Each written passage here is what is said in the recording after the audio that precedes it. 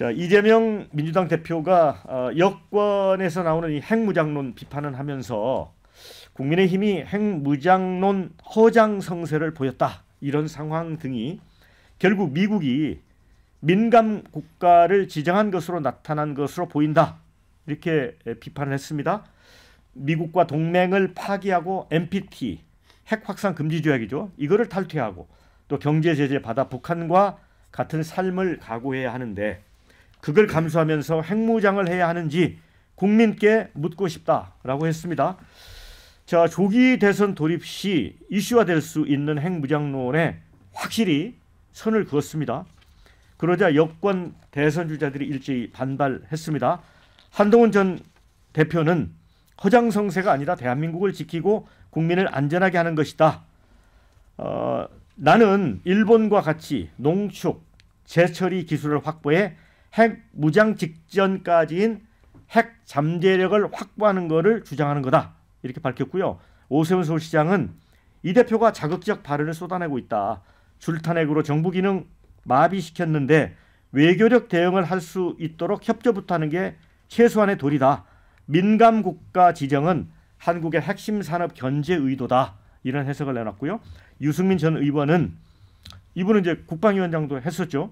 미국이 민감 국가 지정 이유에 대해 아무 말도 안 했는데 제1야당 대표가 무슨 근거로 핵무장론이 원인이라고 단언하냐. 다른 해법 대안 없이 핵무장을 지레 포기하고 김정은 선의에만 기대는 게 이재명의 국가 안보라면 지도자 자격이 없다. 자, 이거는 앞으로 이제 대선에서도 크게 이슈가 될 것 같습니다. 이 논란은 어떻게 보시는지요, 김두수 원장님? 저는 지난 윤석열 정부에서 이 문제를 처리하는 걸 보면서 정말 아마추어도 이런 아마추어가 없다고 생각이 듭니다. 그러니까 뭐냐면 큰 소리만 뻥뻥 치면서 핵무장이 가능한 것처럼 했지만 막상 워싱턴에 날아가서는 완전히 그 꼬랑지를 내리고 아무 합의도 없이 그냥 미국 핵 우산 정책에서 얻을 것이 하나도 없는 행태로 실리를 못 챙긴 결과라고 생각이 드는데 문제는 이것에 대해서 미국이 이제 캐치를 한 거고요. 여기에 이게 민간 국가로 지난해 12월 말에 했다는 것은 계엄이라는 부분과 연결되어 있다고 봅니다. 그러니까 윤석열 정부가 북한을 공격해서 전쟁을 일으킬 수도 있다. 선제적 공격을 할 수도 있는 가능성이 있다라고 봤다고 생각이 들고요. 거기에 이제 최근에 나온 예로 들면 뭐 기술 누출이라든지 이런 이야기에서 보면 미국 에너지연구원이 한국으로 원자료 뭐 소프트웨어를 빼돌리다가 체포된 사건이 있다는데 그거는 작년 초경이니까 민간 국가 지정하고는 거리가 꽤 있어요. 그러니까 작년에 일어난 일이긴 하지만 그래서 이거는 보면 정치적 무능력에 의해서 허장성세의 결과다 보고요. 여기 문제가 되는 건 지금 이제 한동훈 대표도 이런 건데 우리가 일본과 같이 재처리 시설을 확보하는 건 굉장히 중요합니다. 일본은 엄청난 제철 시설을 통해서 그 핵 연료를 다시 확보하고 있는데 우리는 그 수준으로 가는데 이것이 핵무장을 위한 전 단계라든지 이런 식으로 이야기해 보면 될 것도 안 돼요. 그러니까 정치권에서 마치 이제 국민 여론들이 이 북한 문제에 관해서 강경하게 핵무장이 필요하다는 여론이 60, 70% 되니까 이런 걸 활용해서 자기의 정치적 하는 거 좋은데 이런 건 정말 국가적 전략적 차원에서 신중하게 접근하고 정말 실리적으로 얻어야 되는데 이걸 말로 떠들고 그렇게까지 되면 마치 뭐가 해결될 것처럼 이야기하면 이게 해결이 안 됩니다. 우리가 핵무기를 가져도 막상 기술적으로 실제 핵실험을 할 곳이 없어요. 우리나라는 어디에다가 핵실험을 합니까? 그러니까 핵무장이라고 하는 어떤 이런 그 무기를 갖는 건 좋은데 실제 실현하기가 너무나 어려운 일이면 정말 실리를 갖추는 일로 가야 되는데 그런 점에서 다시 한번 이 문제에 돌아봤으면 좋겠습니다. 저기 김영주 의원님. 네. 근데 이제 우리 김두수 부원장님도 말씀하셨지만 일본은 이제 미국하고 원자력 협정 개정해서 47톤을 이미 플루토늄을 확보하고 있잖아요. 네. 근데 우리는 요 부분도 이제 미국한테 사실 꺼내긴 꺼냈는데 뭐 미국이 일제 반응을 안 보이니까. 네. 그런데 이재명 대표가 대선을 앞둔 시점에서 핵무장론, 허장성세론을 확실히 주장했거든요. 네. 이게 좀 유리할 걸로 보고 꺼낸 걸까요?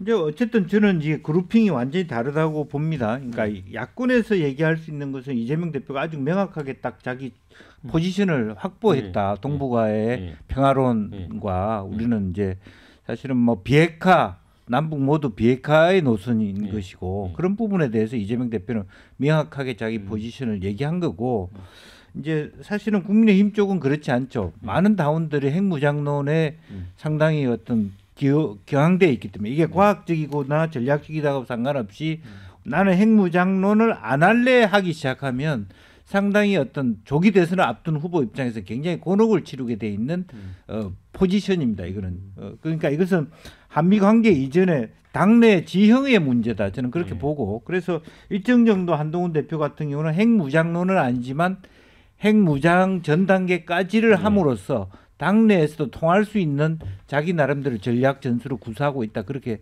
볼 수밖에 없는 거고요.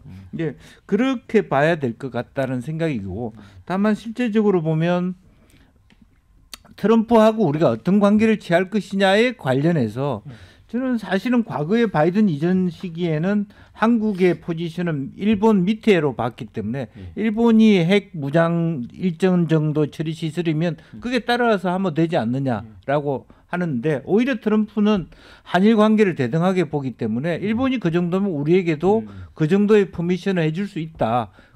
굳이 그 지점까지를 우리가 처음부터 주장 안 할 이유도 없다. 막 그런 측면에서 조금 여기서는 상당히 어떤 그 뭔가 그러니까 공백적 여백이 있을 수 있겠다 그런 생각이 듭니다. 이제 핵 잠재력 관련해서 일본은 사실 47톤 플루토늄 확보했으니까 6개월 안에 핵무기를 사실 제조할 수 있다고 해요. 신영기 대표. 그러니까 이게 그 핵과 관련된 문제가 상당히 좀 복잡한 함수를 갖고 있지 않습니까? 뭐 우리도 핵 개발을 안 했던 것도 아니고요. 또 기술력도 있다라는 걸 다 아는데 그동안의 정부들은 왜 그럼 핵 개발을 못했을까? 결국에는 핵 개발을 하게 되면은 우리가 NPT 체제를 또 무력화시키고 세계 질서를 변화시키고 또 동북아시아가 이제 핵으로 도미노 현상으로 더 안보 상황이 불안해지지 않느냐. 이런 상황에서 그동안의 핵 개발에 대해서 필요성은 있었지만 얘기를 잘 안 한 거거든요. 그리고 전 이런 부분에 대해서도 뭐 보수 일각에서 뭐 핵무장론을 얘기하는 거는 뭐 그렇다 손 칠 수 있는데 정치인들이 서로 경쟁하듯이 핵가짜라고 이렇게 주장을 해버리면은 우리 정부가 나중에 나가서 누가 정권 잡더라도 어떤 외교적인 레버리지를 확보할 수가 없는 우리 스스로 가둬버리는 이제 이런 문제가 있기 때문에 전 정치인의 언사가 좀 무게감이 있어야 되지 않는가 그런 생각이 들고요. 이번에 그 민간국가 지정과 관련해서도 뭐 여러 썰들이 지금 난무하고는 있습니다만은 저는 이재명 대표도 성급한 단정은 저는 안 했으면 더 좋았겠다는 생각이 듭니다. 왜냐하면 지금은 알아봐야 될 시기이고 여기서의 문제가 우리 정부가 2달 동안 이 사실을 몰랐다라는 것부터 완전히 총체적인 지금 안보 시스템의 붕괴를 다 따져봐야 되는 상황이거든요. 그런 상황에 미국과의 외교 문제 또 권영세 위원장은 또 친중 노선을 이재명 대표가 가가지고 이래 됐다라는 식으로 완전히 지금 외교적 망언들을 쏟아내고 있기 때문에 저는 지금은 좀 차분하게 이 사실관계를 좀 먼저 규명을 해서 어떠한 원인으로 미국이 지금 바라보고 있는지를 좀 주목해야 될 때가 아닌가. 근데 저는 추론을 하자면은 뭐 그런 뭐 보안상의 여러 가지 뭐 누수 때문에 그랬을 수도 있겠습니다만은 윤 대통령이 후보 시절부터 핵 개발하겠다는 얘기 많이 했습니다. 그리고 2023년도 조선일보랑 신년 인터뷰에서도 뭐 전술핵 운운을 했거든요. 그러니까 그때도 문제가 됐던 사안인데다가 미국의 통보도 없이 사전 승인이나 통보도 없이 그냥 이번에 군을 계엄 때 스스로 움직여버림으로써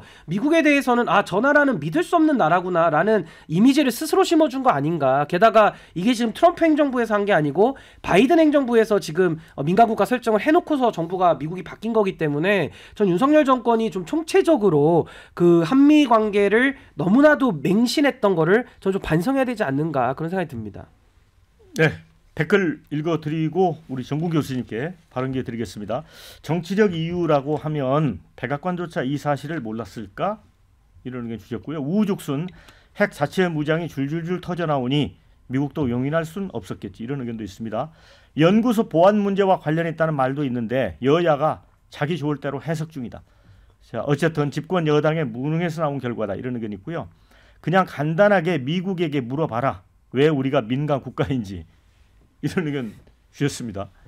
예, 참 좋은 그 댓글이네요. 그 민간 국가로 지정된 거를 이재명 대표가 오버했습니다. 그 핵무장까지 들먹이면서 오버를 했는데 이게 미국 국무부가 한 것도 아니고 에너지부가 분류한 거 아닙니까? 거기 보면 민간 국가에는 이스라엘도 있어요. 그래서 기술적이나 좀 민감한 그 여러 그 영역에서 한국이 조금 민감한 나라구나 해서 반도체도 있고요. 칩 싸움도 있지 않습니까? AI도 있고 핵도 있고 뭐 여러 가지가 있는데 요거를 이제 딱 잡은 거죠. 민주당하고 어떤 지상파 방송에서는 요것만 갖고 하여튼 뭐 난리를 치고 있던데 이걸 핵무장으로 몰아갔어요. 근데 윤석열 대통령의 발언을 보면은 핵무장을 할 수도 있다는 그런 표현이었어요. 하겠다는 게 아니었어요. 예. 이걸 정확히 해야 되는데 이재명 대표가 또 오바를 해가지고 이제 윤석열 그 탄핵까지 몰아가는 이런 분위기를 하고 있는데 요거 저는 이재명 대표한테 좀 아쉬운 게 항상 지금 집권할 수 있는 가능성이 큰 사람 아닙니까? 제발 좀 정돈된 자세로 참모들 얘기를 잘 듣고 합리적인 얘기만 해라. 어제 보니까 이제 주로 이제 준비를 해갖고 있는 건 참 좋아 보이는데 이것도 오바를 했다라는 생각이 들고 오세훈 시장 얘기처럼 핵심 산업에 대한 견제라고 보입니다. 그리고 이제 핵무장 뭐 이런 거는 아까 우리 신 변호사 말씀대로 우리가 뭐 실력도 있는 거고 박정희 대통령이 카터 때 그 놀래가지고 그 야금야금 미사일 사거리 들려갖고 뭐 사거리 제한 그게 유명무실화된 거 아닙니까? 지금 우리는 뭐 몇천 킬로라도 쏠 수 있는 실력을 갖고 있는데 얕게 실리적으로 다음 정권이 이런 걸 좀 해결했으면 좋겠다 이런 말씀을 좀 드립니다. 예. 윤 대통령이 핵무장을 하겠다고 한 적은 없죠. 그러니까 이제 그런 부분에 대한 언급을 많이 했었죠. 네. 뭐 공식적으로 한 건 아니지만 인터뷰를 통해서 필요성은 역설했기 때문에 아마 그런 부분들이 미국에 있어서는 대통령의 언어이기 때문에 상당히 좀 부담을 가졌을 가능성이 매우 높다. 저는 그렇게 네. 봅니다. 자, 제가 지금 방송 도중에 챗 GPT한테 물어봤습니다. 핵 독자 보유론 관련해서 여론조사 결과를 좀 보여달라고 했더니 한 두 건 정도가 있는데요. 23년 4월에 리얼미터 조사에는 응답자의 56.5%가 대한민국 자체 핵무장에 찬성한다. 그다음에 2022년 11월 조사는 갤럽 조사입니다. 76.6% 국민의 한국 독자 핵 개발이 필요하다 이렇게 답변을 했습니다. 그런데 이걸 또 그대로 믿을 수는 없는 게 그 한미동맹 약화 등의 부작용이라든가 그래서 예를 들어 우리가 NPT를 탈퇴하게 되면 국제사회 경제 제재로 개인 소득이 6개월간 25% 감소한다. 그리고 회복에 6년 걸린다라는 전제 조건을 달았더니 핵무장 지지율이 47%로 떨어졌습니다. 회복이 어렵다 그랬더니 37%까지.